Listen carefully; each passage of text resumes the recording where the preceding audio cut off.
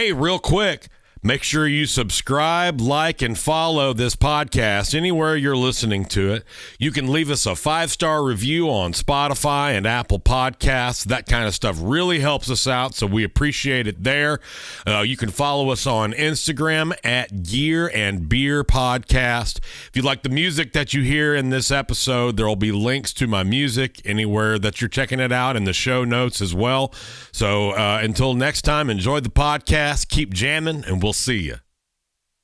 Gear and Beer.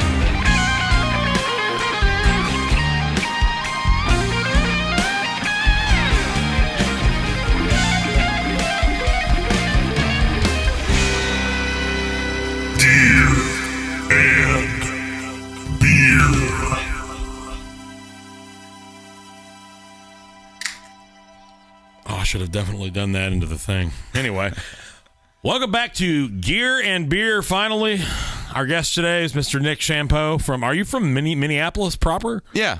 From Minneapolis, Minnesota. Cheers, homie. Cheers. Thanks for coming. Yeah, thanks for having me. Hell yeah. Hopefully, I've got everything recording, like I said before. But we were just talking about teaching back in the day. How old were you when you were teaching? That was actually, I've been teaching, I had taught for about 10 years straight. So, oh, wow. Yeah. I didn't do it for that long. In different capacities. I started when I moved from Los Angeles back to Minnesota. Actually, it starts before that because when I was in my undergrad years, I taught just to make some extra money during those times. And then I went to USC for graduate school. And I had an assistantship, so part of that job was to teach some classes and some private lessons. So I taught at USC, and that was pretty fun. And then I moved back to Minnesota after my time at USC. I was married at the time, and so moved back there, taught in Minnesota for a while, then moved to Oregon, and started a school there. So instead of working for somebody else's business, I had my own business. Oh, okay. And a business partner. So that ended up going very well. Nick's Guitar Academy for rock stars of the future. Yep.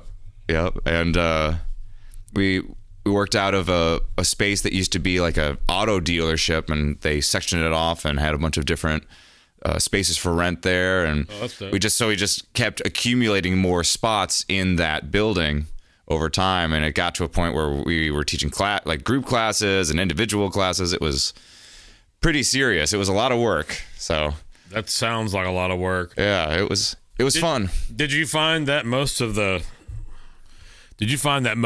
people that were taking lessons, did you have a mix of all ages, or was there any, like I was talking about, of just like babysitting? All of the above, Yeah.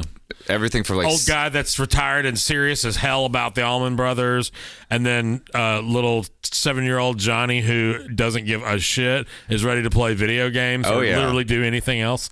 Well, I found with the kids that, like, I had one guy who was interested in video games, but was also like had a fair amount of natural musical talent, and I would just find ways to get them interested in learning.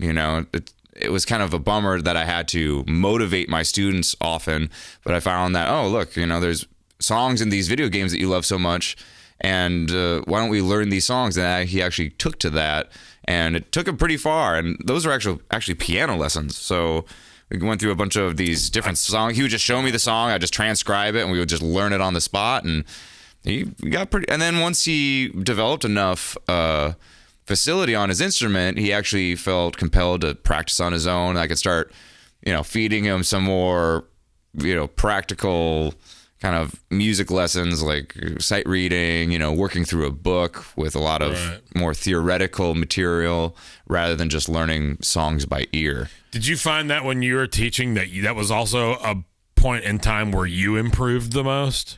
Not really, because See, I did.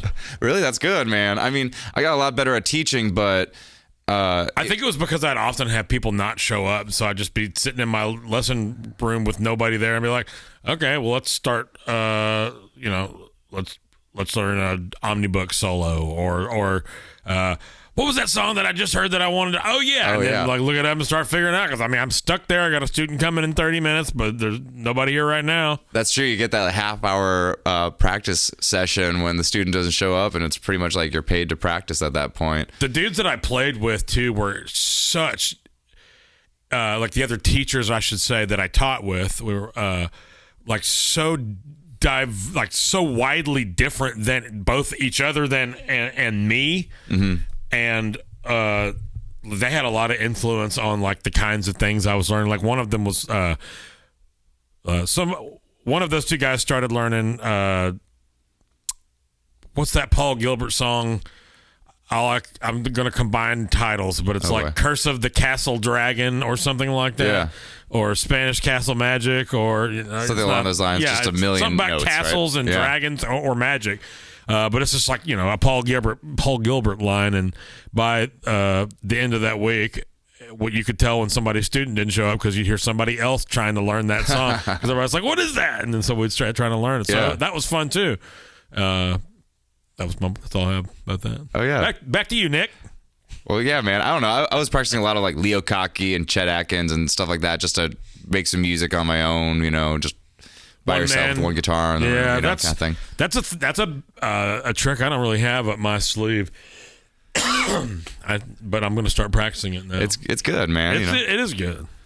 There's a lot of that going on in Minnesota.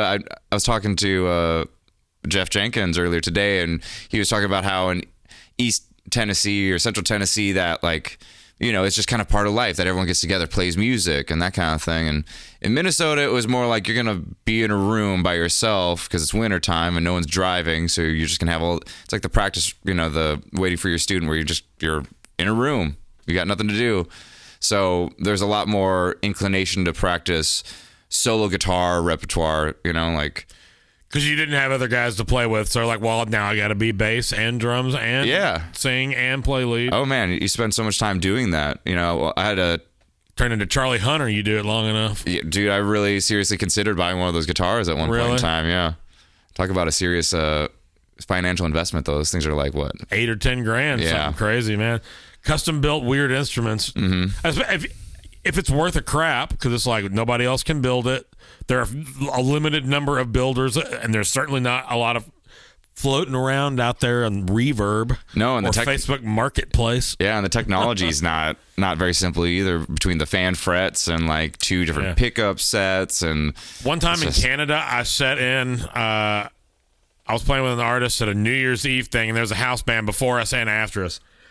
And I sat in with them afterwards, and I played bass and guitar. But the bass player, and I consider myself I can play the bass guitar. The fan frets thing, like it kicked me right in the junk, man. I just threw you off. I could not get it figured out. Yeah, that kind of stuff intimidates me because I'm just I don't know. How hard can it be? I'll figure it out. No, bro, clankers left and right. Well, it's like your natural feel in the left hand has got to be just totally thrown off, right? It was completely thrown off on a like one of those. It was a ding wall, so it's like a super like top end, bright preampy kind of a bass. So all your little clanks and clunks are coming right out, right up in that mix. Nice. Damn. Yeah, man. Yeah, I had a teacher, Tim Sparks, that was really into the solo guitar thing. So, he studied classical music, solo jazz guitar, like Ted Green, Lenny Breau, Joe Pass, that kind of stuff. That was just like, and I still have many friends back in Minnesota that are all just amazing solo guitar players, whether it's flamenco or jazz or classical. It's just, Do you know, what's the guy? I think Schmidt knows him. Corey Hicks. Oh, yeah. He's down in Texas now. Yeah, so he was Dallas, I think. I was in this band, me and Billy Freeman, who's been on this podcast, Boo Massey, who's been on this podcast, various other people that you may or may not have met in town. Brad Neer and Tony Pierce are also all in this band. So at the end of it, Corey was they fired Boo, who's Miranda Lambert's guitar player now, and Corey was his replacement. And so I played in a band with Corey for like 3 weeks, and then I quit. Okay. Oh no, I got fired too. Damn, it's cutthroat. Yeah, they fired me, I think 3 weeks after they fired Boo, and then I moved here pretty much. Yeah. I bounced around for a second, but then I moved out here. I get that. Yeah, I worked with Corey for a little bit. It was actually the first band that I joined when I moved back to Minnesota. And he's a good player, was my point. Very talented. Yeah, man. Really, like, his technical facility is remarkable. But yeah, that was the same band I met Adam Schmidt on. Oh, yeah. Yeah. It was a good time. A lot of good players in that band. Didn't get a chance to see him while I was here, but I made a point to see him last time I was in Minnesota, so cool. That was cool, but you know, yeah, man, it is what it is. Yeah. So what else been going on with you these days? We got some new hardware we were discussing. Did that little jam. So how long ago did you get this 335? Man, I think I've owned it only maybe 3 weeks now. Okay, so did you guys get that at the same time as the? Yeah. I bought two guitars on the same day. Oh, right on, man. Yeah, man. You go, boy. Yeah, that's what the winter time is for. Is you just pick up the gear, and you make the money in the summer and then you spend it in the winter. Exactly. You got all that extra time too to go shop around. Like Adam and I went to just about every store that we could think of in town, from like Rumble Seat to Carter. Then we went to the Berry Hill Guitar Center and checked out the Platinum Room, which there was this amazing 335 in there. It was a Murphy Lab Gibson. But that guitar was like $11,000. I'm about to say they probably put a superstar guitar price on there. Oh yeah, like, in case Keith Urban or somebody walks in and they're like, I like that, and then they're like, $11,000. Who cares? I shit $11,000. Yeah, right. I mean, it would happen. That shit happens a lot more than you would think, or their assistants will come in. Oh yeah. And I mean, damn. But it is a fine guitar. That was such an amazing instrument, but I was just like, let's just go over to the Gibson garage and just try some other ones to see, because maybe it was like heavier relics, so it's like that's an extra, like $3-4 grand just to have them beat the guitar up for you, And so I was like, man, let's go over to the garage and just see, let's just try some others, because I love this guitar, but we could probably bring them down to 8, but even 8 is just like, come on, man. It's a lot of money for a working musician, and like even for somebody like yourself touring with a notable artist, like that's just a lot of money for a single instrument, man. I would just be so worried about it all the time, like to take it out on a gig and like get a ding or even a dent or something like that, which is inevitably going to happen when you're working with it. Dings and dents don't bother me. If it's an $11,000 guitar, though, it's like that's something you're gonna. It's like an investment at that point, Like all of my guitars that are very expensive were beat up by the time they made their way to me, because they're old. Yeah, that's the thing. But I get what you're saying. You would want to cherish and keep it mint and protect your investment, because that's how you have to look at it when it's $11,000. Exactly. It just changes the nature of the instrument, because I mean that guitar will hold its value. It'll probably appreciate in value over the next 5-10 years, because Gibson guitars are just going up in price. Like since 2020, a Les Paul now is about somewhere between $700 and $1,000 more expensive than it was, just in 3 years. Everything's expensive. I know, man. So, and it's probably not going to change ever at this point, because it just seems like it's continuing to go that way. But if you're going to play the instrument, you're going to use it. It's going to get used up to some degree. So it's just, as much as I love that guitar, it was not going to happen. And it just so happened that they had a bunch of demo guitars and like scratch and dent instruments that were all just discounted. And I just found a couple that I really liked, and I was like, boom, good. We got them. Well, so did you sell off some stuff to fund any of this, or you just kind of? I mean, you have been curating your Yeah, man, I don't really collection. I don't really spend money, you know what I mean? Like, other than the essentials, things like that. Like, especially this last year, like, I'll just, if I'm not on the road with Gary, I'll just fill my schedule so much that I really can't do anything else. All I can do is sleep, eat, maybe exercise and stretch out a little bit so I don't hurt myself because I'm, standing with a guitar getting a strapped little around older. you all day. Yeah, exactly. And then I'll just be out playing. I won't be spending money at all, ever, except for bills and things like that. So, that whole year, the bank account just gets to a good place. And then I've got January and it's a little bit lighter, just enough time for me to just go out, get whatever I want to get for the year and then do it all over again. Some write-offs. Yeah, exactly, man. Invest in your business, bro. Yeah, exactly. Invest in your business too, bro. And if you're a guitar player, like the 335, it's like, I don't really have a gig that's ideal for the 335, but I've always wanted to own one. And, you only live once, buy yourself a 335. I feel like they become more pigeonholed than is necessary because a really good 335 can do a lot of things. I've heard good 335s that are spanky enough to play chicken picking and sound authentic. I've heard 335s that are smooth and mellow and punchy enough to do the 175 thing, and that's a pretty wide swath in between those two. That's very true. Maybe it'll, with the exception, I think I talked about earlier of like a super high gain scenario at a loud volume, like you could run into a problem there. Other than that, I'm a big fan of them, and I think that's one of the reasons that people play them is because they are so versatile. That's why Tellys, 335s, SGs,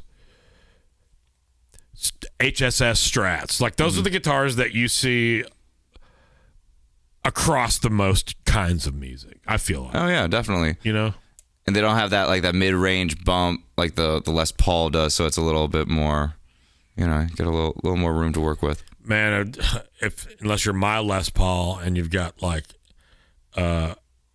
just a crazy, weird resonant. So it's that studio. It's like a 95 studio.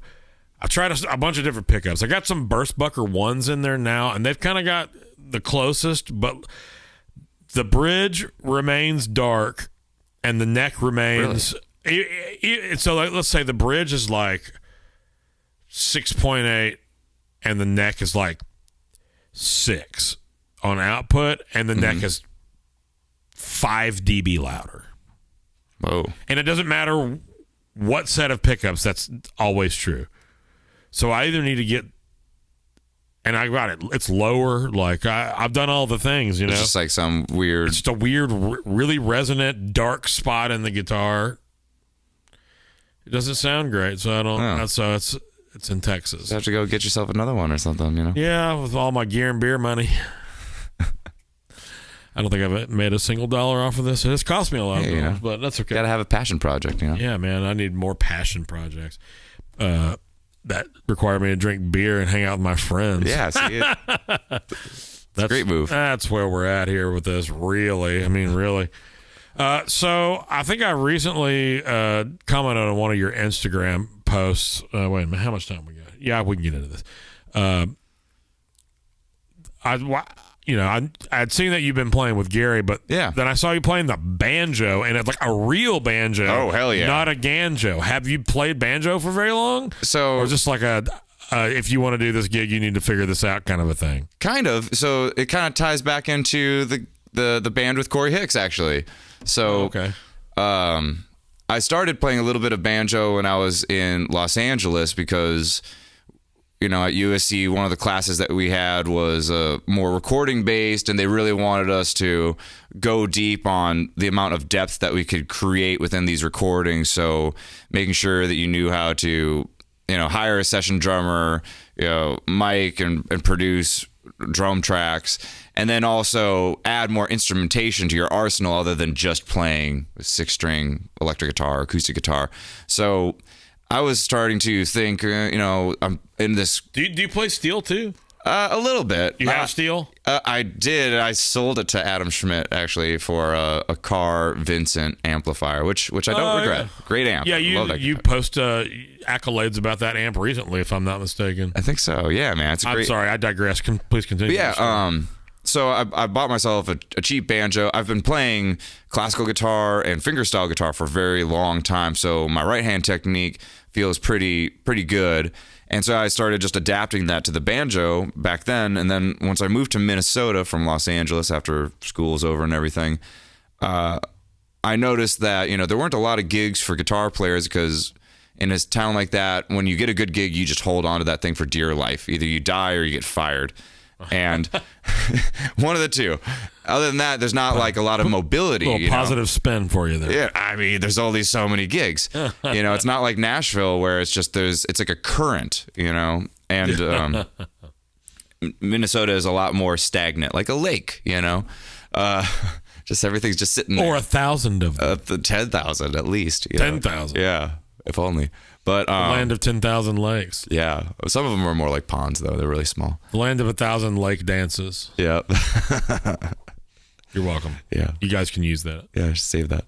But I get back to Minnesota. I want to start gigging immediately. One, because I got bills to pay. Two, I just want to get off my ass and do something. It's what you do. Yeah, right. Play gigs. By God, man. You're a damn musician. Try to get out there, play.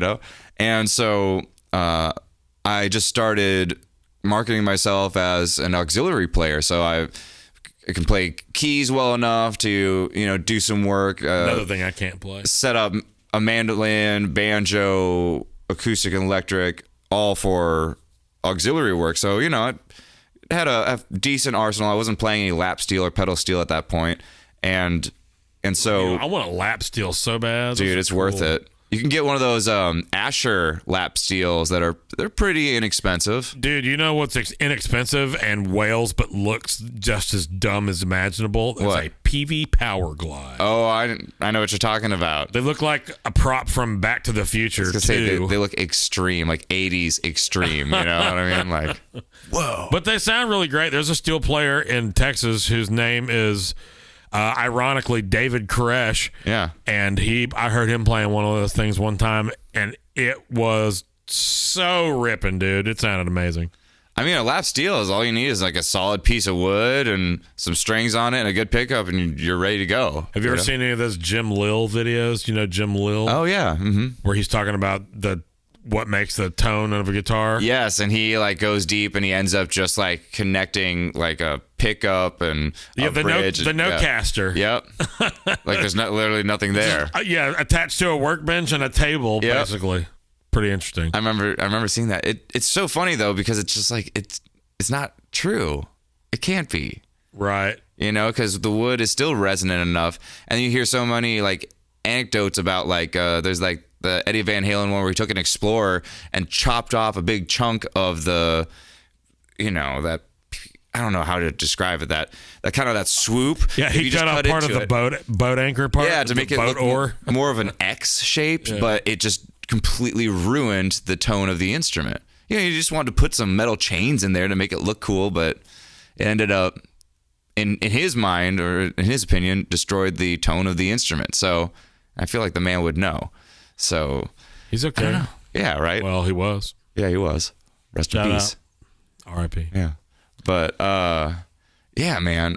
So anyway, where was I? We were talking about banjo. Now we're talking about Eddie Van Halen. Yeah, we got off on a thing.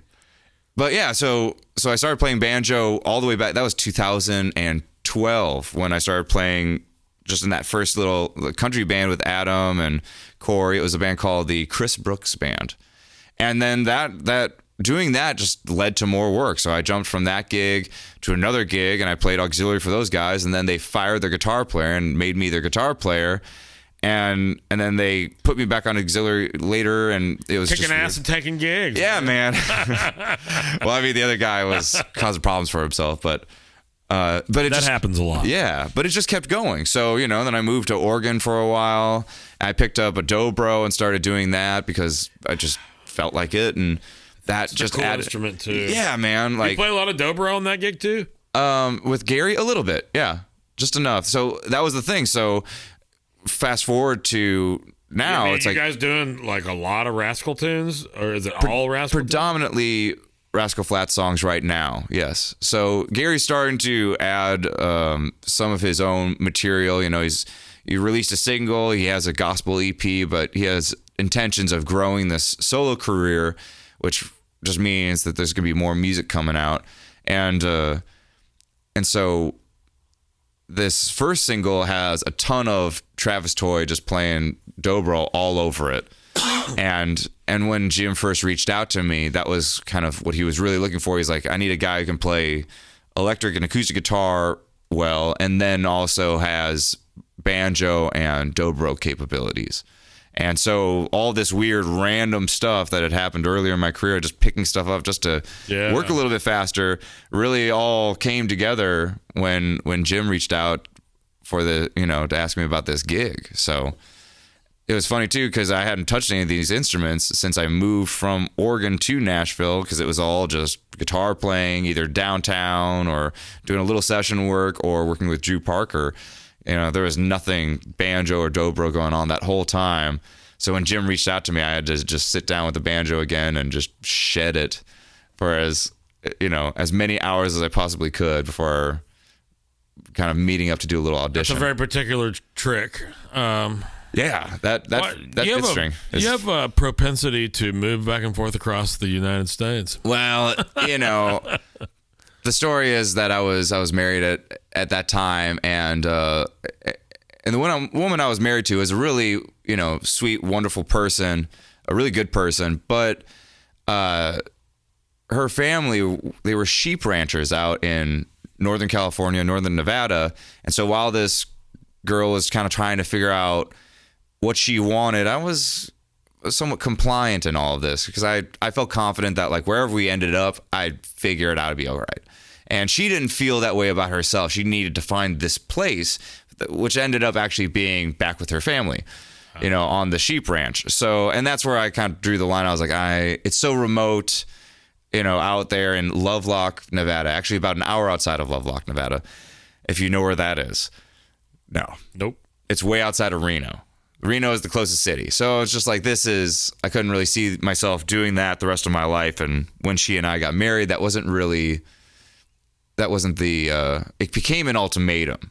It wasn't there initially, but it became that through a set of circumstances with her parents getting older and all these things taking place. So, we started Minnesota because she didn't want to be in Los Angeles. And then we went from Minnesota to Oregon because she wanted to be closer to family. But I was like, I'm not moving to Reno. There's no way. I'm not doing it.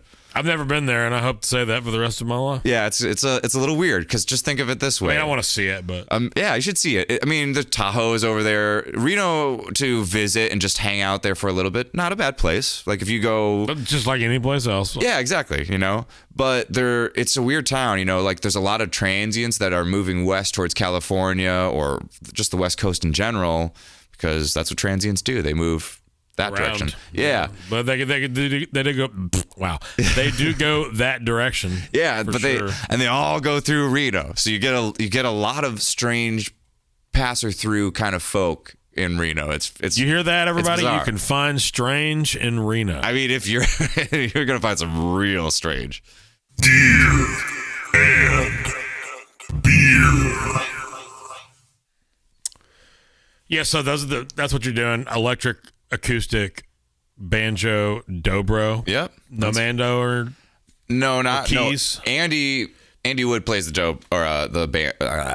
Andy Wood plays the mandolin. Oh, okay. So when we do like a little acoustic bit right in the middle of the show, and sometimes Andy will bring out the mandolin. He's such a fantastic. Is that Mike Hicks playing keys? Yeah, dude. Yeah. So Mike you're probably not playing keys then. No, don't have to worry. Definitely don't have to worry about keys. Definitely don't have to worry about mandolin. That's very well taken care of. That's cool. Yeah, everybody in that band is a killer for sure. It's a good time. I bet it is. How many shows you guys got on the deck this year? A decent amount. We're only doing 2 in March. We've got 2 weekends where we're going out, and so that's going to be interesting because in April and May we're doing 2 very full weekends each month, and we're playing places like 8 Second Saloon and stuff like that, the first couple of shows. So Gary, who's used to playing, these massive arena stadiums, is going to be playing like club dates.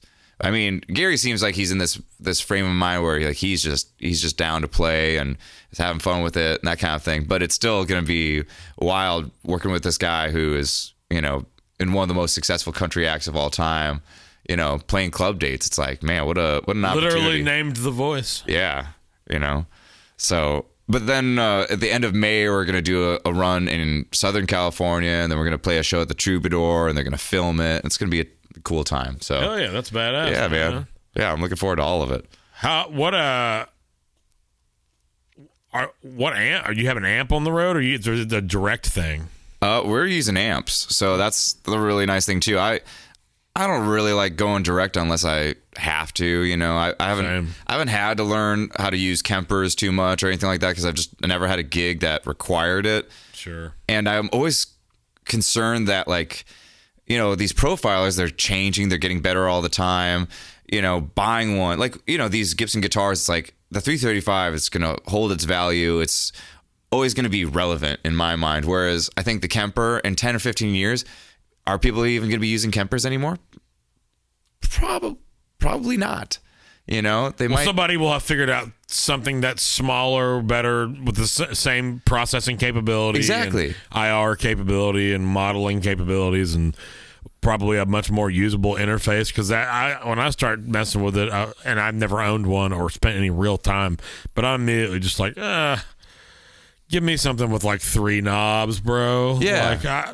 I like my matchless. It's, regardless of which channel I'm using, I'm topping out at 3 knobs. Mm-hmm. So it's pretty easy. Yeah.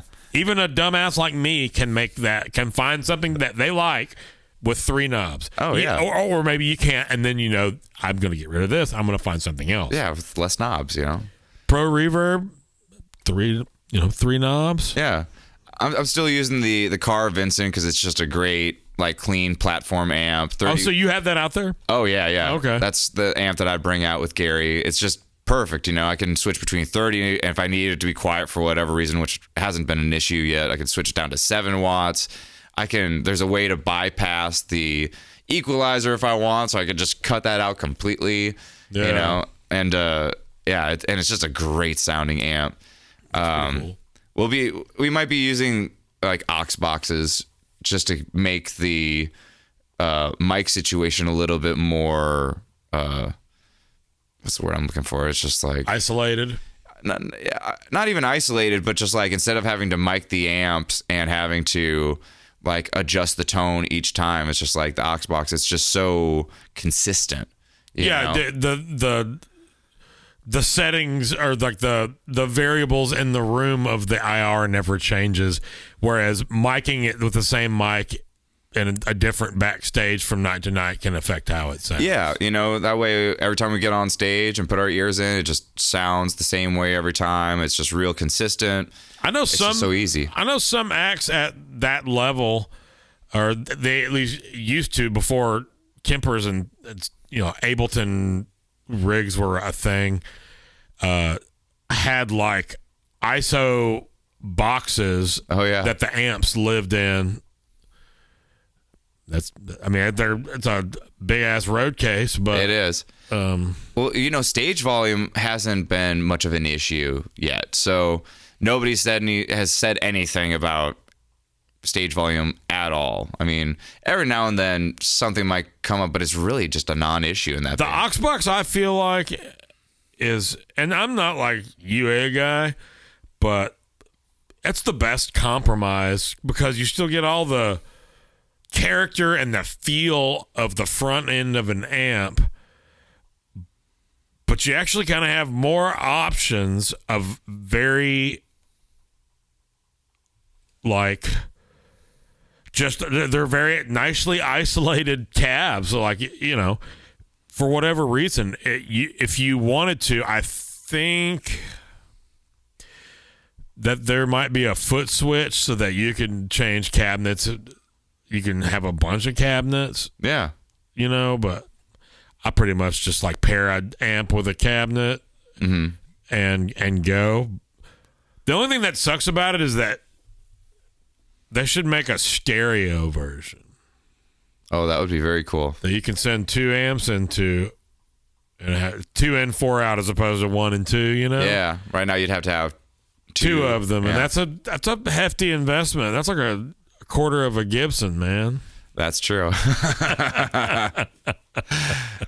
Yeah. But I would love to have a second one. I know a lot of people do.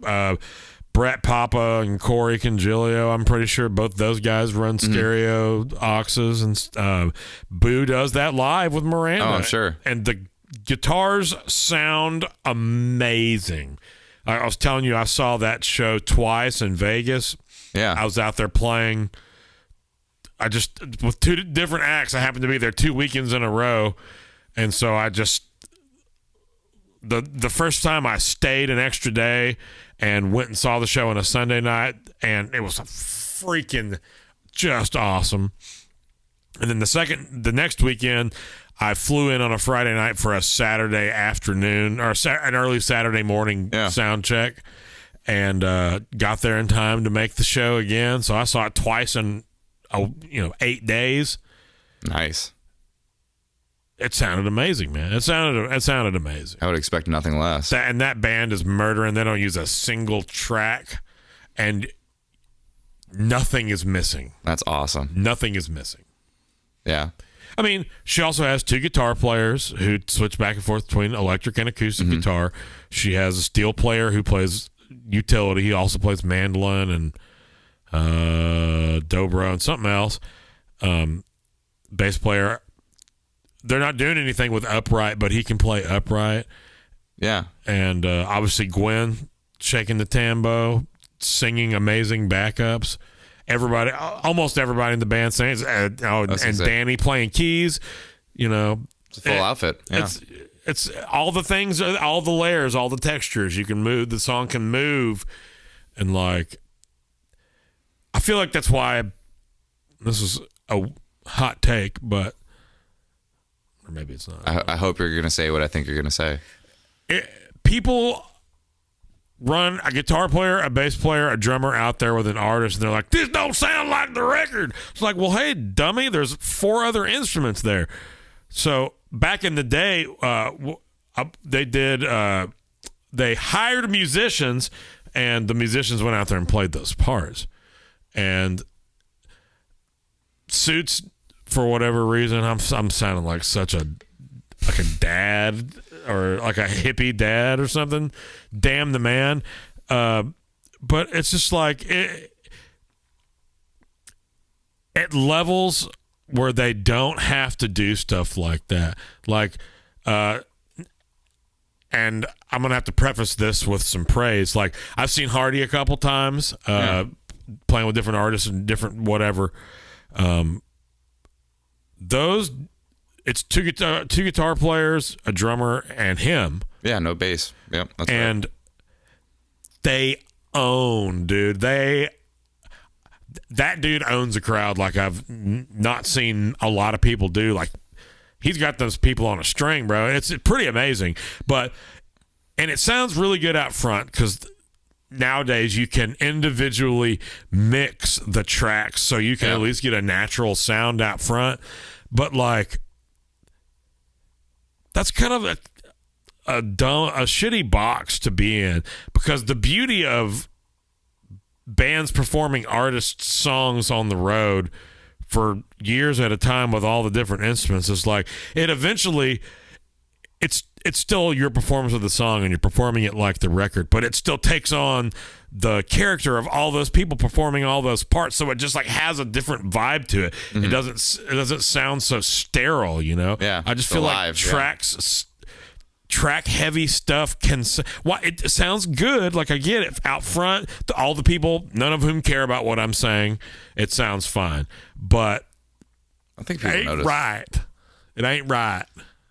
I will say, I mean, as the musicians playing in these bands, it's just a different experience having the tracks. And if it's not handled with a great level of detail, it can really be confining and difficult to work with, because you're essentially playing with this thing that can't be reasoned with or adjusted a whole lot. Like I've been in situations where I'm playing in a band with a bunch of tracks and it's just, like you said, guitar, just one guitar, drums, bass, and vocals. And then you've got steel and fiddle or a bed of guitars in the back. And it's like, as the guitar player, it's like, what do? You know, you've got little things popping out here and there, and you've got the big parts, like, you know, the solos where obviously they're going to take the solo out and you don't have to compete with anything there. Well, hopefully. But, yeah. Oh my, yeah. Hopefully. Not always, but chords for you, buddy. Yeah, right. Stand back there behind. Now you got to play it verbatim with the recording and like any. Yeah, but that's the thing. Like the fills, the rhythm, if they don't adjust things properly, and even if they do, you're still like in this tight little box and you can't move out of it because there's this over here and it's unmoving. It's not going to react to you, and then this is on the other side, and you're just kind of like squeezed in the middle of all of this. And that's the other thing that's great about playing with Gary is we're using some tracks on his new single, but it's really pretty sparing, and the rest of the show it's texture stuff, wide open. It's texture stuff for the guys out front, yeah, and for the artists in their ears potentially, mm-hmm. And that back end. I don't have any trouble with that because that's essentially the same thing as, you know, the keyboard player playing a sample patch that does it's like a sequencer thing. Yeah. You know what I'm saying? That's the same function. Oh, definitely. But when the bass player, like, now that if it's the bass player's in the track, and artist that I play with does that, it's like if something happens, the whole bottom falls out. Yep. And, I've had that happen before. And you have to stop and be like, hang on, guys. And you have to start over. And Ableton has had a breakdown, you know. Oh, Mac Ableton? Yeah. Well, we call him Abe Laton, you know. Okay. Ableton. Ableton. French people always. Yeah, I know, right? Everything. Everything's great. He shows up on time. He plays all the parts the way he should until it turns into till he's nowhere to be found. Extinction level event, you know, where he just drops out completely. That's a great Busta Rhymes record. Yeah, it is. Are you familiar with that record? A little bit. I mean, you're certainly familiar with the hits of that record. Oh yeah. But what an amazing record that is. I'm sorry. Extinction, ELE, Final World Front. Yeah. I was and still am a big Busta Rhymes fan, especially those first 4 records, man. Bangers. I'm sorry, what were we talking about? Oh, just the last thing we were talking about was the tracks falling through, or just like the things that can happen with that. Yeah, just having to stop, man.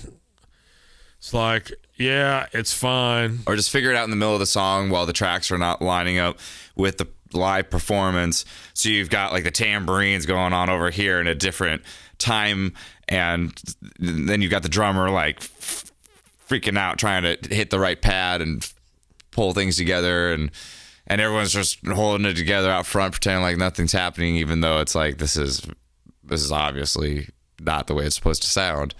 It's just funny because it's like I always think about this where I want to bring somebody from like the 60s or the 50s into this time period, be like, look at all this new technology we have. We've got electronic drums that sound not very good compared to the real deal. Or we've got modelers and we're sacrificing quality, but for these things. And it's just like in a lot of ways we're moving in a good direction because it allows us to do these things more easily, but the quality of what we're providing and the soul of it is also changed. Yeah, the nuance gets taken away, and like the little quirks and the little tidbits of like the soul. Back when you only had 16 tracks to record. I mean, much less 4, but like you only had 16, and just come up with solutions, and you had to use equipment to do it, and every single piece of that equipment is affecting the entire sound of everything, the color and the characteristics, the room, the vibe. It's, I love all that stuff. I think that it's probably safe to say we're both quite dorky when it comes to that details part of music, and instruments and gear and hardware, and likely so is anyone listening to this ridiculous podcast. But I just love that stuff. I love sitting in, listening to a record I haven't listened to in a long time that I know well and hearing something new for the first time. Definitely. Playing a pedal and I don't know. Sometimes I just get this desire to what? I use this pedal, these settings all the time, and I love it, but I'm just going to change them right now just to see what happens. And sometimes that's terrible, and sometimes it's opens the door. Oh, definitely. It's renewing. Well, and I think there's also something to be said about when you have your set limitations with the things that you have, you've got this equipment, you've got this room, this is all you've got. You just figure out how to make it work really well. Whereas when you have infinite options all the time and the ability to change and adapt everything to a certain way, then, that's sometimes the real creativity just comes from working within limitations, when you have only so much you can do or so much to work with, you really just now you have to use your mind to create something with that. But if you have endless plugins and you've got pitch correctors and you can just use any amp in the world or a modular version of that, it's it kind of, you start, it's funny because it's almost in a way you can confine yourself because of all those options, because you're always doing what you think is going to be the absolute best for this song.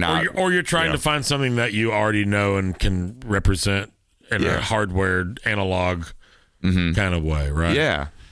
So it's if I could just get this to sound like this thing sitting right next to it. Right. Well, we just cut out the middle, man. But, yeah. I have two questions. The first, we talked a second ago or before the podcast about Huberman Lab. Did you catch the one with Rick Rubin? Oh yeah. Yeah. As soon as I listened to that one, I went out and bought his book I was just about to say I ordered it. I'm good. It should be here tomorrow. The book's fantastic. Friday. Yeah. I read a good portion of it on the flight to and from Hawaii that I did a couple weeks ago. So fantastic book, and that podcast is so good, man. I've learned so much. Andrew is an incredibly brilliant person. Sometimes the way he talks just drives me crazy. Oh yeah, yeah, and I'm sure that everyone says that about me every time I talk. I'm not trying to say that compared to anyway. It's just as much as he talks to people, sometimes it sounds like he's not used to talking to people. A little bit. Yeah, I know what you're talking about. It's weird. He's absolutely brilliant, and I pay as much attention. I pay a lot of attention and sometimes even try to apply what I learn to my life. Oh, man, I've been using his stuff nonstop, and it's had some mixed results, but generally very positive, yeah. Do you know another guy of that vein, but far more eccentric, Ben Greenfield?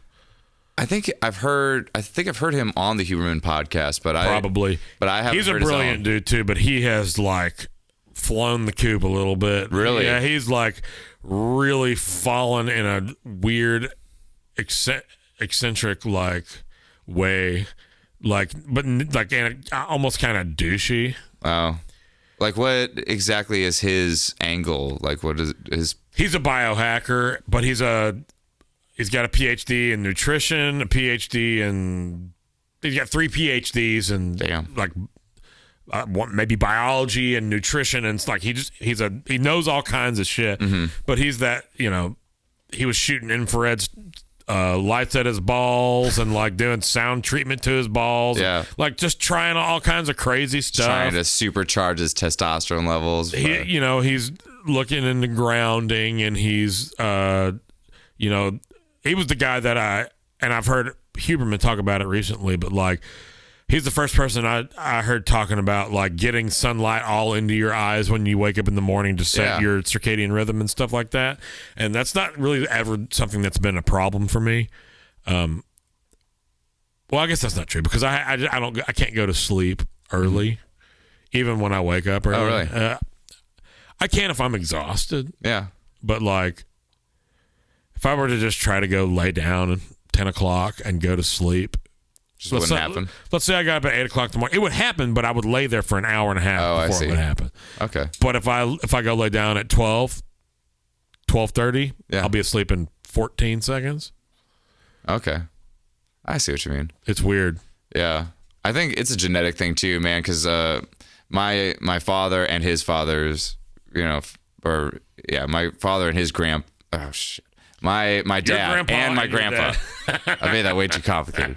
My dad and my grandpa on my dad's side are both like early risers. Like they both get up. Like I remember my grandpa would get up at like 4:30 in the morning when I was a kid. I'd be hanging out at my grandparents' place for the holidays or something. Grandpa would be out there drinking coffee at 4:30 in the morning. But he was like a cop, and he also painted houses. So his line of work just facilitated that kind of lifestyle. Regular, not what we do kinds of work. A lot of those people get up pretty early. My dad's a banker. He, like me, he's a very light sleeper and has trouble. If he wakes up, he can't go back to sleep. So he's often goes to bed at midnight and wakes up at 4 o'clock in the morning. Damn. Kind of a guy. I thankfully I don't work at a bank, so I don't have to be anywhere that early. Yeah. And so I can usually lay there long enough to go back to sleep if that were to happen to me. Mm-hmm. But sleep is crucial, man, and it's so different for so many people, you know? It is. It's a weird thing. Like I was telling you earlier, I stopped drinking, and smoking partially because of the Huberman podcast, just because of he's got one on alcohol. It'll just scare the crap out of you. Yeah, I've heard it. Yeah, man. That was I need another beer. I mean, I'll still drink. I'll enjoy, but I wanted to just try these things and just see how it would affect my physiology and the way I felt, and still kind of in the middle of that. And amidst all of this, it has actually affected my sleep negatively. Like I just don't really. I get maybe 5 or 6 hours a night now, which is kind of unusual. It used to not be an issue, but now it's like. But now it makes me think that maybe I should keep going with it, because if that's having maybe such you're a like profound working effect, through a fog and it'll exactly come out on the other side. That's what I'm thinking. That it might just be a transitional period, so I'm gonna kind of wait it out and see what happens. But it's it's interesting. Well, good luck on that. Hey, thanks. Yeah. Sleeping's certainly important. Yeah. Man, something about the creativity thing. Oh yeah. Do you write stuff? Do you write your own stuff of any kind? Yeah, man. I still what I do to be creative is chord melodies. Like I'll sit down, and it started off with just taking jazz standards or great melodies, just like a lot of guys do, and reharmonizing them and finding beautiful chord structures, maybe a little counter melodies, things like that, ways to Playing take drop chords underneath the note. Yeah, just finding ways to take a melody and like how many different ways can you adjust this melody and create something new with it, and how many variations can you come up with. And then from that, it's just turned into, I'll just come up with a melody or just come up with an idea, and then I'll start moving it around the neck. Like, how many ways can I play this, and how can I turn this into a composition? Sure. So it's been hard in Nashville to really focus on that, because everything is so. Are you sitting at your DAW or something so you can track it out when you're doing it? I'll start by just using a voice memo on my phone, and that's what I do too. Once it starts maturing enough, then I'll start putting it into Logic, maybe come up with like a drum groove and like turn it into like a full band thing. Like I still like to put take it from jazz and put more of like maybe an R&B or soul bent to it, so I can put a rhythm section under it and do that kind of thing. That's funny you should say that. Remind me to play you a couple of things after this. I've been working. I got a whole stack of tunes that I've been working on for a long time. I've been releasing stuff since this podcast started. And since I've been on hiatus, I've had several things come out. I've got 2 EPs and one single that just came out, and it's all stuff that started from like quarantine, where I was like, all right, ordered some gear. I was like, all right, I got a good home recording setup. There's a little bit of slow curve on engineering at first, but now I'm mixing and mastering and all doing everything myself. Oh, nice! Just because that's what my budget will allow for. Yeah, but like my whole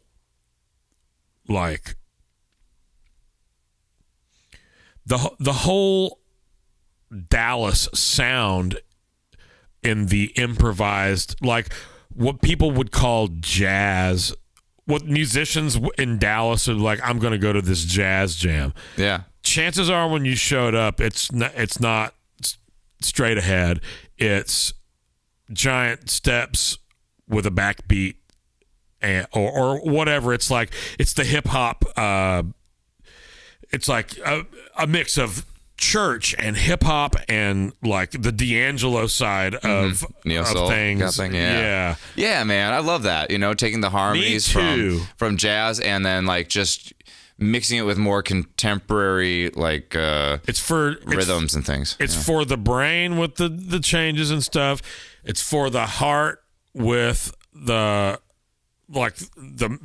mesh of different styles, and it's for the booty with that backbeat because you can still dance to it. It's like whatever you're looking for out of your live music experience. Like people that are not jazz heads are often extremely blown away at these jazz jams and stuff in Dallas, like the Funky Knuckles that I've talked about on this show a million times. Like they're not currently playing every Monday, but my dude Wes was playing a gig like that, like an improvised gig where they play one really long set of original or like just the house band and then start getting people up and like, but it's the same thing all night. It's just like aggressive backbeat with that, crazy out changes. Like the songs that are standards to me is not what people are typically going to call standards. Like standards to me is stuff like, there's a Grant Green tune called Jan Jan. That's a Dallas standard. Giant Steps. Herbie Hancock, Tell Me a Bedtime Story. Really? Quincy Jones actually did that song too. Things just like off the beaten path. I can't think of any of it off the top of my head. Put like one of the tunes that I've got that I'm redoing is Punjab by Joe Henderson. You know that record In and Out? Yeah. I love that. That's my favorite Joe Henderson record. But I did like it's a backbeat version of Punjab. It's got my buddy Nate Felty playing drums, Wes Stevenson on bass, Ben Bojorquez also from Funky Knuckles on saxophone. Who am I missing? Josh Schultz on keys. Oh, nice. I'm pretty excited about that one. I've got like an EP of my version of 4 not so standards. I see. 4. I thought you were talking about the song. Sorry, no, I paused in a weird spot. But I love that. I just love that whole thing. Deer and beer. 1, 2.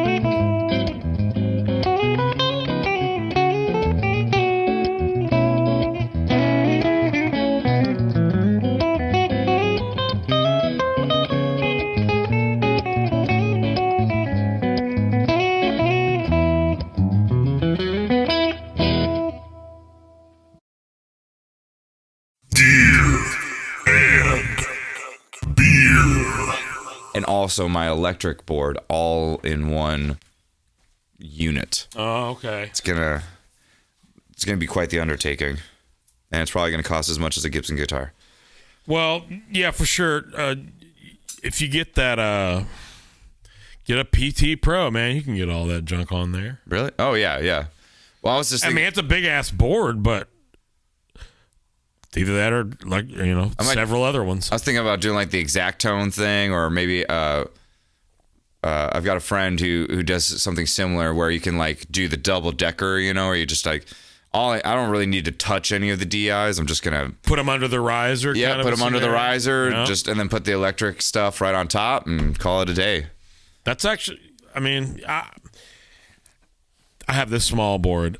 I have been longing for a tier, just a riser. I'm sorry, to bring my back level up, because my big fat feet, if I go to change something or turn something on and off on the top level, I'm almost every time screw something up on the bottom level. I got to start hitting knobs and stuff. Dude, here's what I don't understand. I take such good care of this board. It is, I carry it around in that case where it's held in place by foam. Yep. And stuff is still like I had 2 pedals go down this week. I just put this on to replace a Pettyjohn that is turning on, but it's lost like 80% of its level. I don't know why. I don't know what happened. It never was a problem. A TSA situation, or? Well, so TSA or Southwest definitely handles that stuff rough. The power supply underneath there, I had dual locked in there, put it in trailers, take it around town, never had a problem. 3 flights in a row, I take it out of the box and it's hanging out and stuff's unplugged, but it's wired and not every individual thing is labeled, so I couldn't put it back together. I had to like cut a bunch of zip ties and like figure out what's going where, because things are, that Boss pedal's an older one, so it requires 12 volts so that the light works. I've got 18 going to the compressor, obviously high milliamperage for the Strymon. Yep. Yeah, I mean, you're going to have to just like screw that power supply in there and just lock it in, because TSA. Well, I zip tied it in. Oh, okay. That's good. That'll do it. I need to I could probably get somebody to make me a plate, or I could probably just take the plate off and drill my own holes and just mount it in there. Just using power drill will get the job done. I think I eventually will. I think this board is a little too small for I've only got one board right now. I used to run that thing. Did you ever see me with that stupid thing? Yes, I have. Beast. Yeah, it's so stupid in hindsight, but whatever. It's just a little small. And I like a lot of overdrive options, like different colors. I like the stack. I don't love this thing. Gets the Mark Letary shout out pedal, episode 5 guest. Gets to a pretty medium high, like saturation level, without like starting to sound snotty or like muddy, especially with the graphic control. Yeah, I like the EQ on it. That's a cool idea. But I've got this other weird thing where now my Timmy, and I'm thinking it might be my backup ears, but it just doesn't make any sense. Something about the Timmy is like, it sounds like it's compressing and like getting really splatty, and like it's hitting a wall, and like if I dig in, the more I dig in, the more it gets this kind of splatty, like kind of spitty, splatty thing. So weird. Such an open sounding pedal, which is why I've had it on my board for so long. But I used pairing that Lightspeed and the Timmy was how I would get my higher grit overdrive, and stacking those two together, because they just pair well, and it retains a brightness and an openness while getting you all that saturation. But I don't know, the last 2 gigs I played this past weekend was just giving me fits, and it was like changing guitars that was happening. Now, I wonder if something's wrong with the pedal. It's possible because That doesn't again, sound characteristic of that pedal at all. this guy. Yeah. Oh. That's the best it's worked in I was gonna say 2 months. it took a minute to warm up.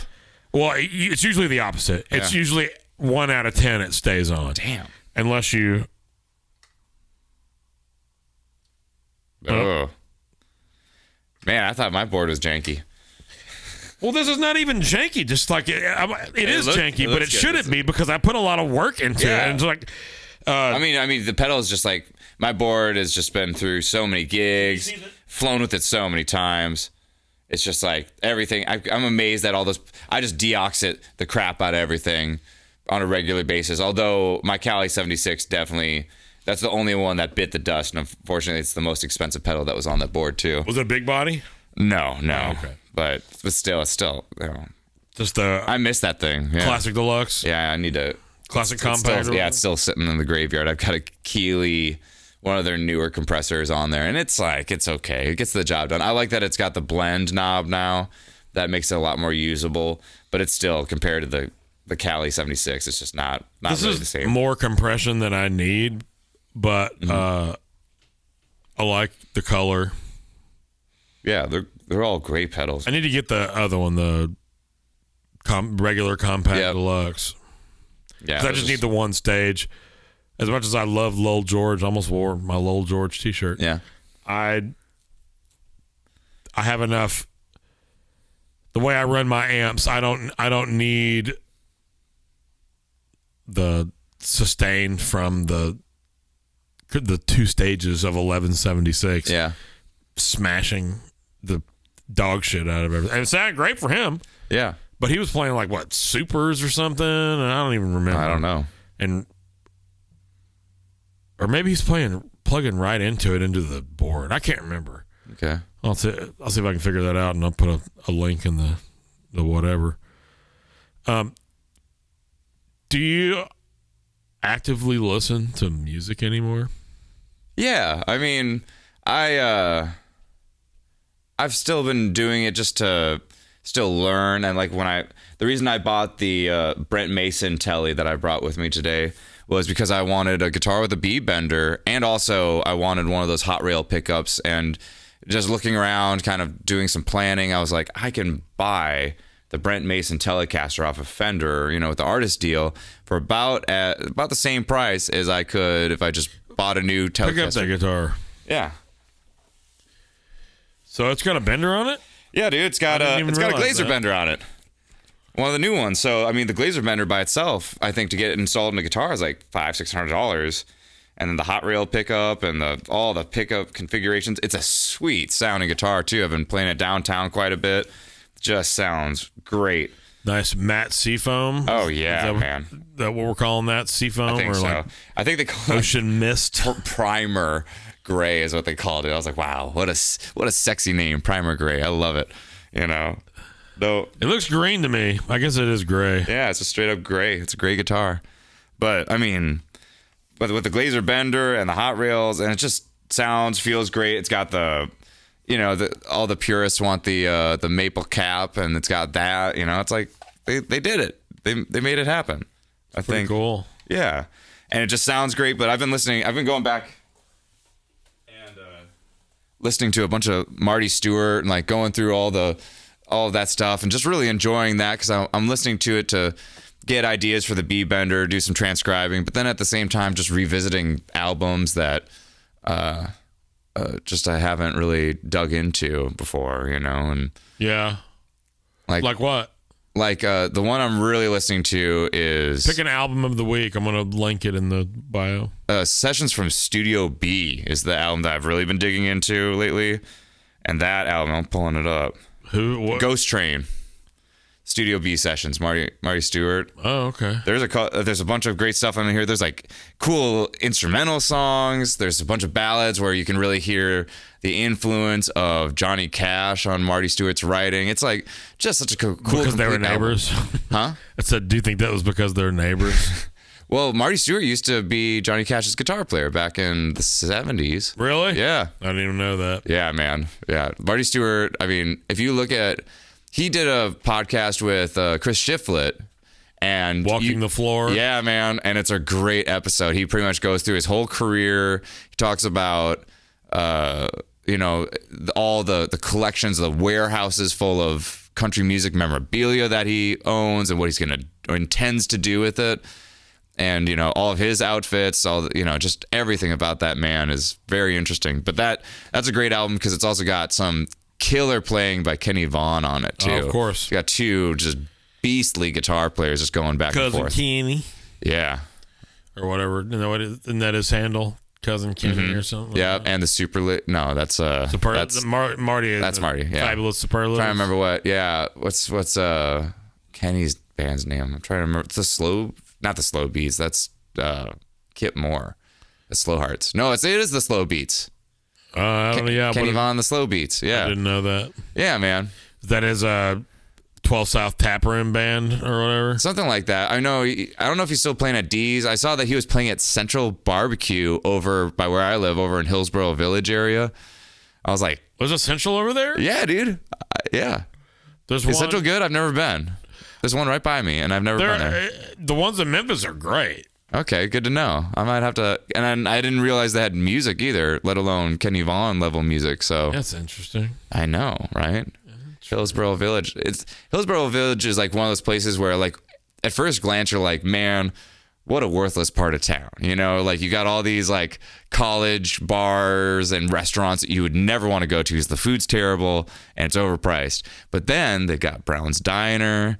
The Villager Tavern is a cool hang. I like the Villager. And then apparently Central Barbecue is also got some stuff going on too. And if anybody knows anything else that's going on in that part of town, they should tell me because I need to know. But like Green Hills, Hillsboro, I kind of like it because I don't spend money. Because if I was in East Nashville, I'd be out getting drunk every night. You know, the only time I've ever been to Brown's Diner, me and my buddy Jason were sitting at the table waiting on our food, and some very drunk man, like, stumbled out of the bathroom and was like buckling his, like, still trying to get his pants on at our table. Damn. Talking to us, doesn't know us. And I was like, hey buddy, put your pants on near somebody else's face, please. Yeah. Waiting on a hamburger. I don't want your just used particulates dangling so precariously, you know what I mean? Of course. That's an interesting experience for Browns because Get your gonads off my table. Yeah. I mean, every time I've been to Browns, I haven't had that experience because it's like they only serve beer there. So, and it's all like domestic. It's like, how drunk can you get? You know, like how many Coors Lights would it take for you to get sloppy drunk? I mean, chances are this guy hadn't been to sleep. He'd just been drinking since it was like the day before. Yeah. It was just the puffy-faced, red-nosed. Just a professional, yeah. Yeah. Well, you know, I don't know if they've been doing this for very long, but starting last winter, they started having live music there again. They've had some good stuff there, too. Last time I was there, which was a while ago, to hear live music was Elliot Blaufus. You know Elliot? I know the name. Yeah, he's another Minnesota guy. Okay. But he's a great songwriter, vocalist. He's got some other stuff going on in town, but man, that was a fun show because it's the front part of the Browns is like a box car, you know, and so they just set up in that like one end of that box car. And it's like Elliot playing guitar, keyboard player, drums and bass, just kind of like it almost looked like a Tiny Desk concert kind of thing going on in there. But it was very cool, very cool. I love the intimate vibes of those kinds of things, like regardless of what they're playing. I mean, maybe not if they're. No, I think probably pretty much regardless. But the music was great. Cool. I mean, Elliot can write the hell out of a song, and you know he's got great musicians too. So you had that, but also just beautiful kind of confines of this boxcar, and everyone's there to listen because everyone who's in that room is there for the show. You know, for the most part. Right. So the vibe of it, the whole experience is just great. Not to be confused with Jack Brown's. No, everyone makes that mistake. They all think that I'm talking about Jack Brown's when I say Brown's Diner, but it's a I've been Totally to different Brown's thing. Diner just the one time. I'll never forget it because that guy was trying to put his pants back on at my face. I'm sad that you got to come out a different time. That we get to drink. They shut that bar down at like 8:30. That's the other weird thing about that bar is like it's not a late night spot. Everyone's like Perfect for pretty you. much. Yeah, for me like early bird special. You know, kind of thing going on right now. There's your AARP card. Yeah. I'm sorry. Still waiting on that. Here's your. It's a conspiracy hangout. Here's your HAARP. There you card. go. That's better. Or maybe you're a Muse fan. Yeah. Oh man. Sorry, that's all the shtick I've got on that. You know what I'm talking about? Muse? Yeah. No. You know what HARP is? HAARP. I've heard of it. I think, but like vaguely. There's a conspiracy that what they're doing there is trying to change global weather patterns and like contact aliens and whatever. It's like a real weird conspiracy thing.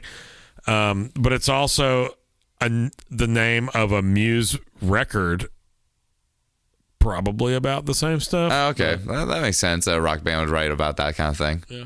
That's an interesting band. I resisted them at first. Then I was like, I like this. And then I kind of forgot about them. Yeah. Well, I mean, the earlier stuff was kind of like if Queen and Radiohead had a baby, you know? Yeah. I was okay with that because, you know, it's. They had a tune called Resistance. Oh, yeah. I had a trio in Dallas. We did that song as a trio, because they're a trio, you know, I was like, we can do this. And so we did. And it was like on the radio at the time. And like, nobody was ever like, oh yeah. So we didn't do it for very long. No. This same band was doing like Stevie Wonder and Oh, I see. So it was Stone Temple Pilots and okay. That's an interesting combination. You know, so I had this band in Nashville too. I had a version of this band, and we played at Paradise Park, late shift on Mondays for like 3 or 4 years. You know, I think I saw that one time when I was visiting in town because I was in the first time I visited Nashville. Well, the second time actually. Fellow Minnesotan, Ken Perkowitz. Yeah. You guys were at Paradise Park. Minnesotanese. I don't know what you guys prefer, but you know, Minnesotans. Minnesotans. Minnesotalists. It might as well, you know. I heard somebody talking about the Star Tribune earlier today on social media. I didn't hear it. I read it on social media. You heard it with your eyes. Yeah, sorry. You know, I could hear them talking as I read it because I could hear the voice in my head. But we're talking about the Star Tribune, which is like the big old newspaper, and they called it the Red Star.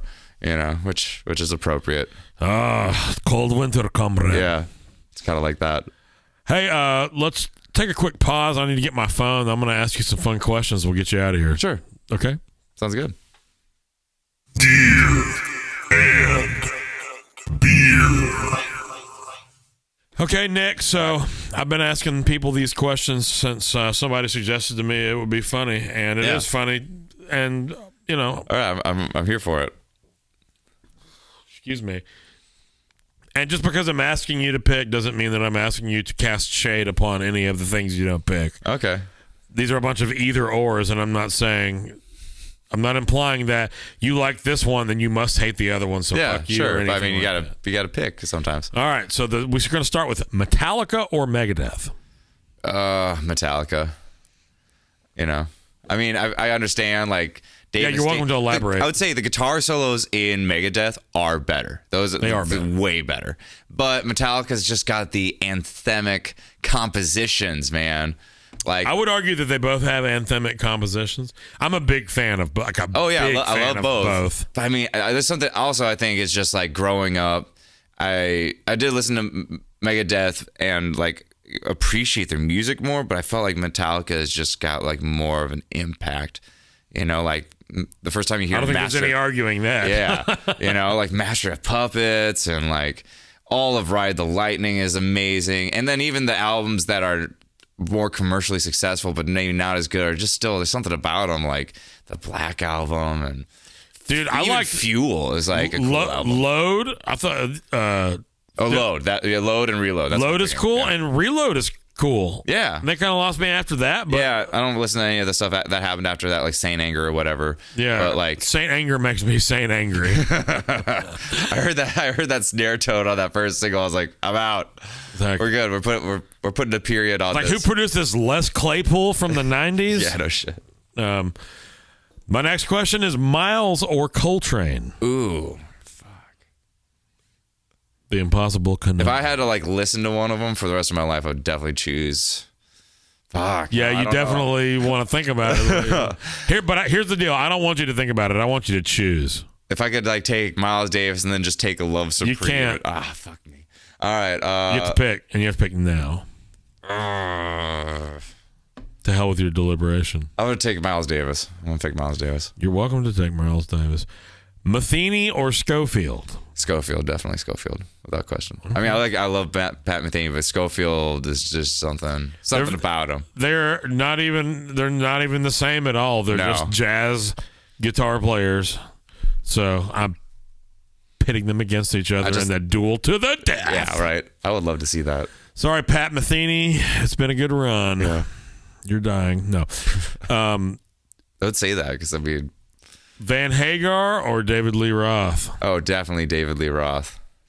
That's what I've never had I think I've had one Van Hagar fan. I love Van Hagar too, but the guitar playing from Lee Roth is way better. Oh yeah, and like there's just something of Diamond Dave, man. There's just something visceral about that. It's just like I've been playing Jump with a band downtown. Yeah, and I love that song. Oh, it's great. It's a great solo. I can't remember it, but yeah, there's a lot of notes on that one. Yeah, well, it's one of his pattern. It's the same. The tap run in the middle of that solo is the exact same pattern as the transition from the intro of Hot for Teacher into the chord part.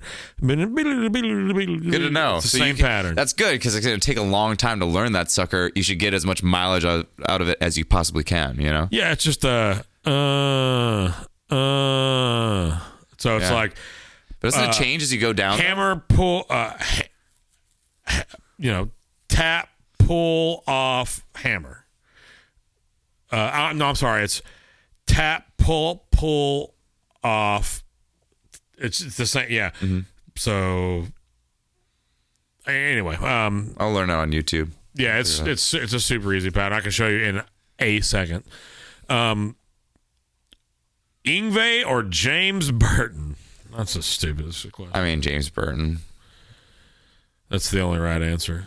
I think the reason I pitted them against each other is because they are both notorious dickheads. Yeah. It's like, who would you rather want to fight? Yeah, if that was true, I'd probably pick Yngwie Malmsteen. I'd rather fight him because I know I could win. Yeah, well, you could probably beat up James Burton too. He's like 90. I was gonna say, well, it depends if we're talking about like James Burton in his prime or. He's small. I got my money's on Nick. Okay, cool. This John Petrucci or Paul Gilbert? Oh, I'll probably go with Paul Gilbert. Certainly your prerogative, sir. Yeah. This is a type of question that I still like to ask, and that question is Geddy Lee or Geddy Lee? Definitely Alex Lifeson. Fair enough. Jazz or metal? Jazz. Live or session? Depends. No, it doesn't, because you have to choose. For the rest of your life, for the rest of my Nick life, Champeau, you must choose live or session. Session, I guess. Yeah. For when you add the caveat of the rest of your life, it's an easy choice in my opinion. Excuse me. Single coil. Well, the way it's written is 2 single coil or humbucker. 2 single coil. Yeah. So I've got options. Yeah. No, it's like TO. Oh, it's like single coil. It's like pondering to single coil or humbucker. Fuck.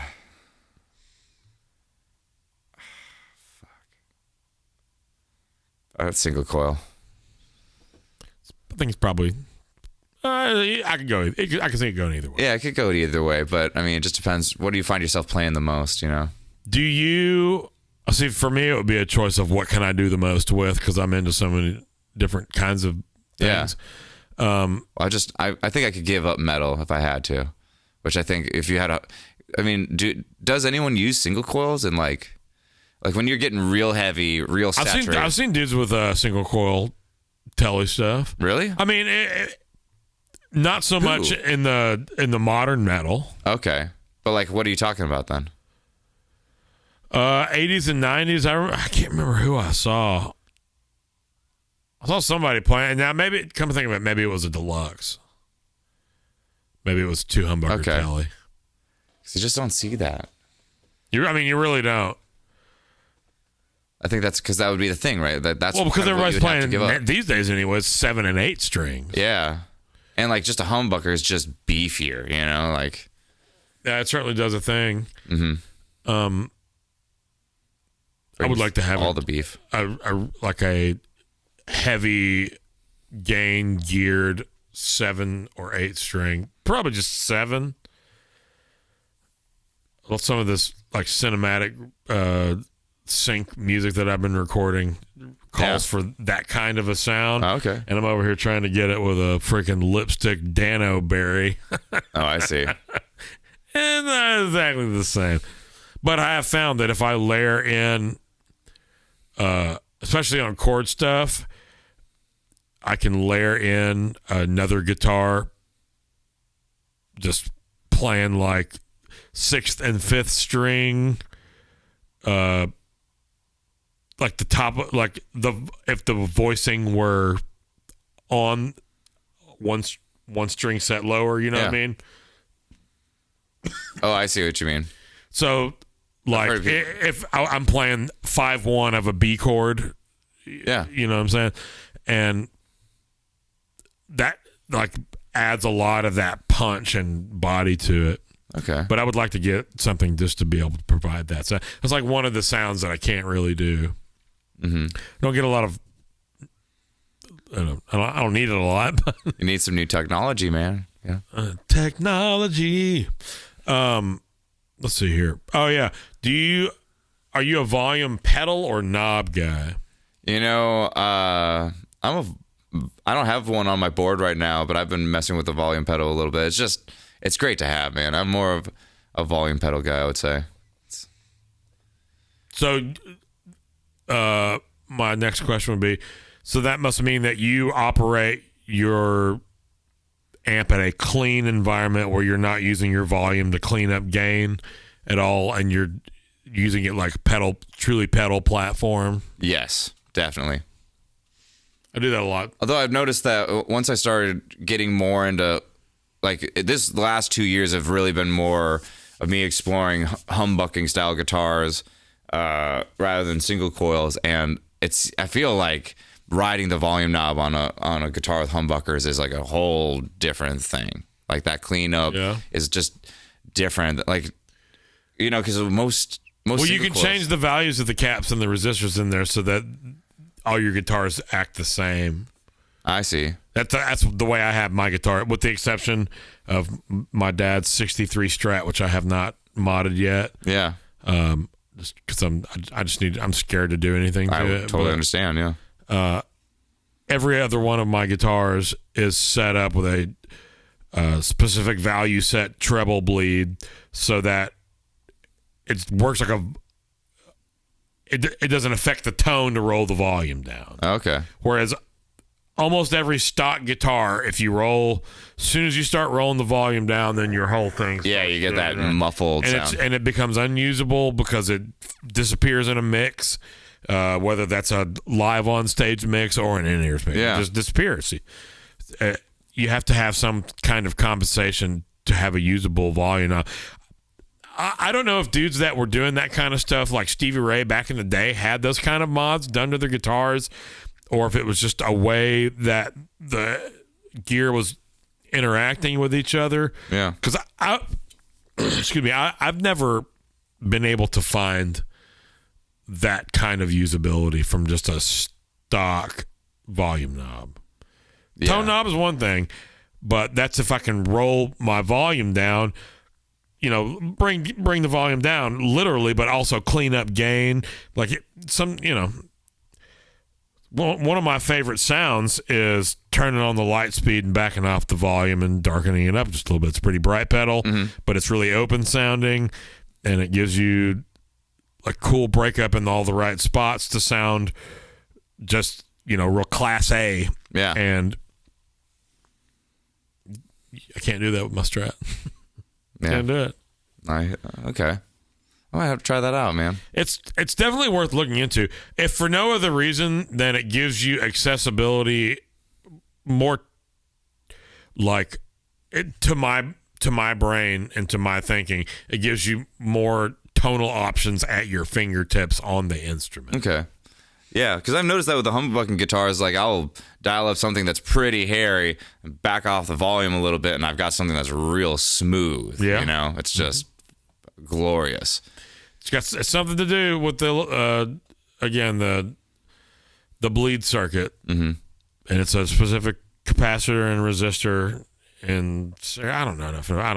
Anyway, it's a volume pedal. Yeah, that's what I know. And the next question is: do you use compression live? But you just recently talked about the Cali and the Keeley, so you obviously do use compression a fair amount. And that's another thing I noticed about that Brent Mason telly is like sometimes I cheat and I'll use a compressor to add a little sustain at certain times, but that's one strange thing about that. I don't think that's guitar. cheating. I think that's using a compressor how it works. Okay, great.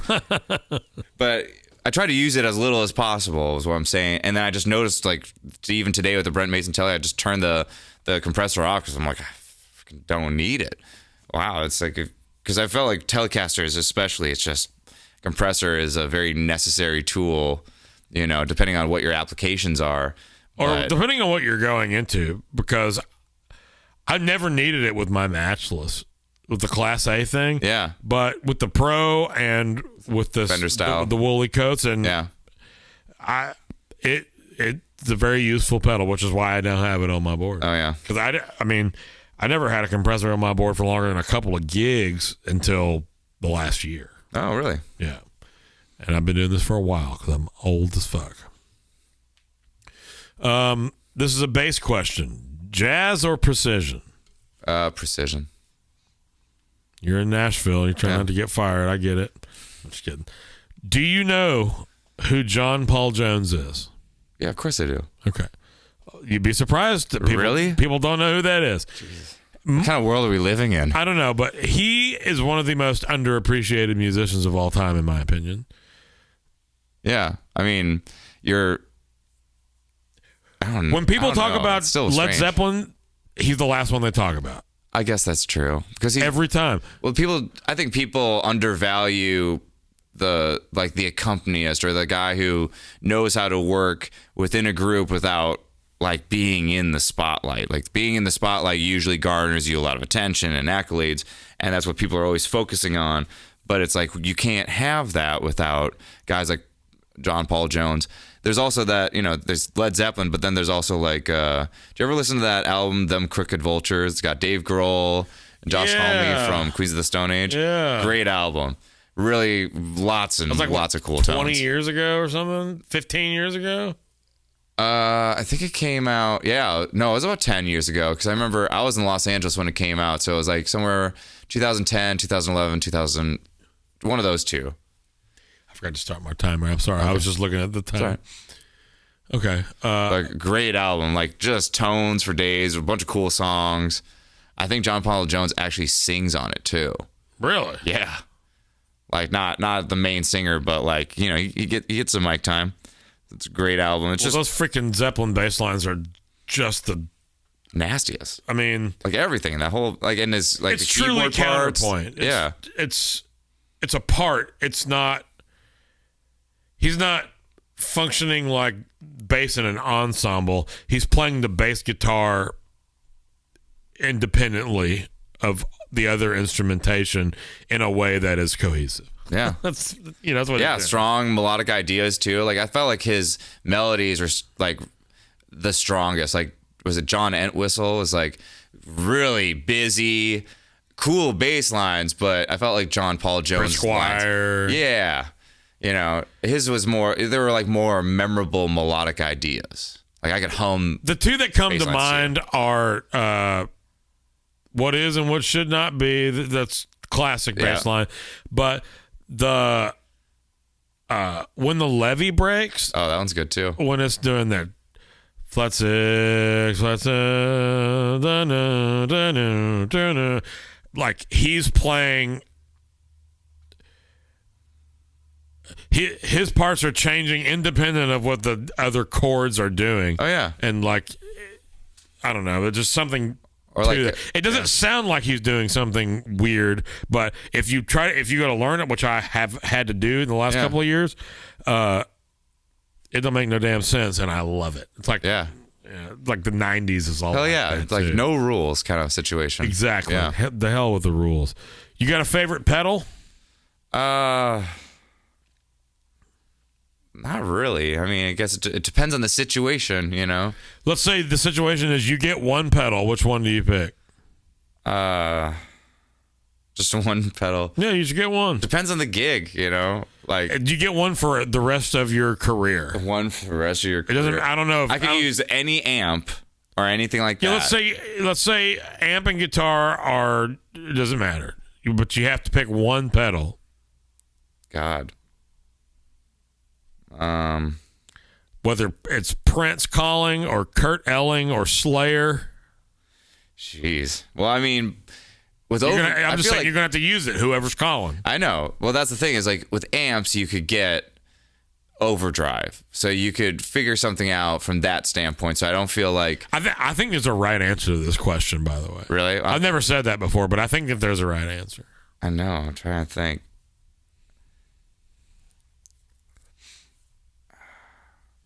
That's a tough one. Because, I mean, like, no handsome juice for the rest of your life, you know? Could you go without? I have my own reasoning, but I want yours. Would it be cheating if I took, like, a multi-effects pedal, like, of some kind? Yeah. Like an M9 or something like that? Yeah, that's cheating. That's cheating? Yeah. Because that's what I would pick. I mean, I get it, but that's not a pedal. That's an effects processor. Yeah, fair enough. God. I think that the correct answer. I'm going to tell you what I think the correct answer is. The correct answer is a really good tape emulation pedal, because you can get verb, you can get delay, you can get overdrive. And you can do it all on one pedal. Really? With like what? Good color. Like a Strymon Deco or like Capistan for I've never owned either of those. Really? Yeah. The Strymon Deco is a way better version. It's not like an Echoplex, but it's tape saturation. And since it's tape, you can do a lot of different stuff with it. Like, recording applications for a tape were everything from filtering and saturation to imaging with delay and reverb and movement with delay and reverb from a tape machine. Okay.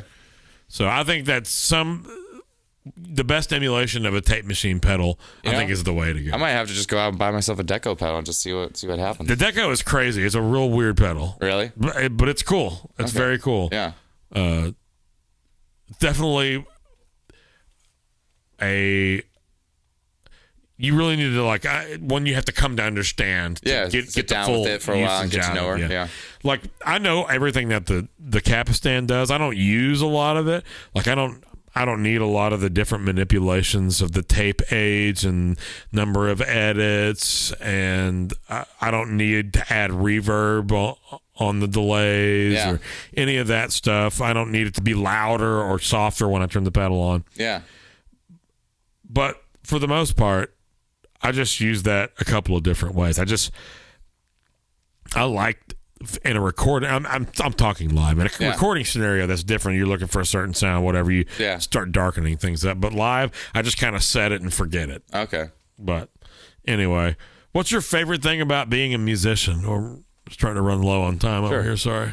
No. my favorite thing about being a musician is I feel like life is constantly between meeting new people, new experiences, new environments, new challenges. Like I'm always being thrown new stuff. Like no day is ever the same. Yeah. Every year is changing. Everything develops. You get a gig, you lose a gig. Like everything's just in flux all the time.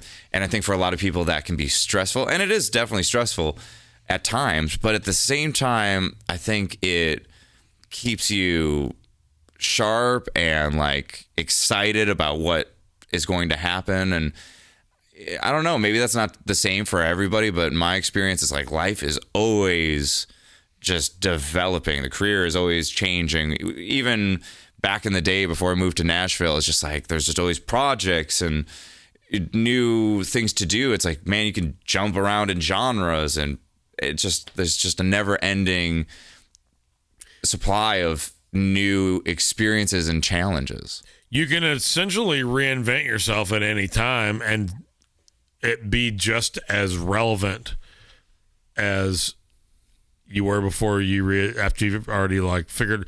As soon as you think you know who you are as a musician, it's like, maybe that's not who I am though. Yeah. You know what I'm saying? Yeah. And you can, because you can look back too and be like, man, I was doing something so different 10 years ago compared to what I am doing now. And then you can like jump back and like revisit some of that and experience that all over again, but with this new context and perspective. And then you jump into the future and like, what else? You know, you can start playing new instruments. You can learn how to sing. You learn something from somebody that just like sparks something in your mind that opens up a whole new universe. Drummer in a band to lead singer and guitar player in a band. Yeah, the Dave Grohl thing. Yeah, absolutely. You got a favorite venue? I mean, I'll say so far the Opry has been like that. The experience of playing the Opry has been probably my favorite experience that I've had in a live performance so far. It's been kind of fast every time. Yeah. But especially with Jim at the drums, because Jim always likes to throw things at people. Like you talk about a band playing the same set over and over again, how that can be kind of lose some of its life. Well, Jim understands that and is very on the ball and keeping that from ever happening. So he'll try to get us to start songs different ways and do it at the show without a rehearsal. On the fly, like talkback? Yeah. You know, and like so it keeps you on your toes and it makes everything very exciting. He did this at the Keeps Opry. you focused and paying attention. You're not getting complacent. No, dude, you were on your toes every time with Jim because you just don't know for sure. Which is you're excited. It's not scary. It's just like, I mean, it's scary if you're not prepared. Yeah. But if you're a good musician, which you are, you wouldn't be there. It's fun. And it's fun. It's ideal, really. So, yeah, man, those experiences at the Opera too. It's just like the room sounds great, the crowd, the way everything feels, and just thinking about the history of that place and how significant it is to everything that's going on now. Like we wouldn't be here if it wasn't for the Grand Ole Opry. No doubt. So no doubt about that. It's a pretty profound experience. All right. Well, I think we're running short on time. I can't really see that, and I forgot to set my alarm. So I have two questions. Yeah. I'm going to ask you to, off the top of your head, no deliberation, give me 3 Desert Island records. 3 Desert Island records. Voodoo, for sure. I listened to that yesterday. I love that album. Yeah, I'll listen to it till I die. Man, probably like a Miles Davis album of Which some one? kind. I'm fucking trying to choose. Whatever one you thought of first, that's the choice. I'm gonna go with Kind of Blue. I'm just gonna do it. I don't see why you wouldn't. It's Yeah. like one of the most classic, It's a perfect album. Yeah. And the final? And the final one would probably be, I'm gonna do Core, Stone Temple Pilots. I went back and listened to that album the other day, and I was like, I love all of the Stone Temple Pilots albums. Same. One of my favorite Even bands. the 2010 and the recent releases? Oh, dude, everything. Jeffrey Adam Gut? Yeah, man. But I mean, I went back and listened to that. I was like, God, this album is so good. Like, just mind-blowingly good. So those are 3 great choices. Yeah. I'm proud of you. Thank you. All right. And the final question, and we'll get you out of here. And this is called the King's Court. It's where you unnecessarily and egregiously have to choose between Albert, BB, Freddie, Earl, Carol, or King's X. I'm going to go Freddie King. That's the right choice. Yeah. Ladies and gentlemen, Mr. Nick Champeau of Minnesota fame and Nashville residence and fame.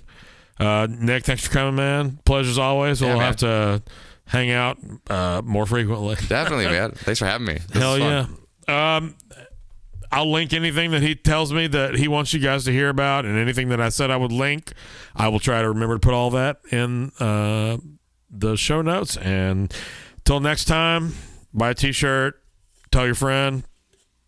My man Nick Champeau. Cheers, bro. See y'all.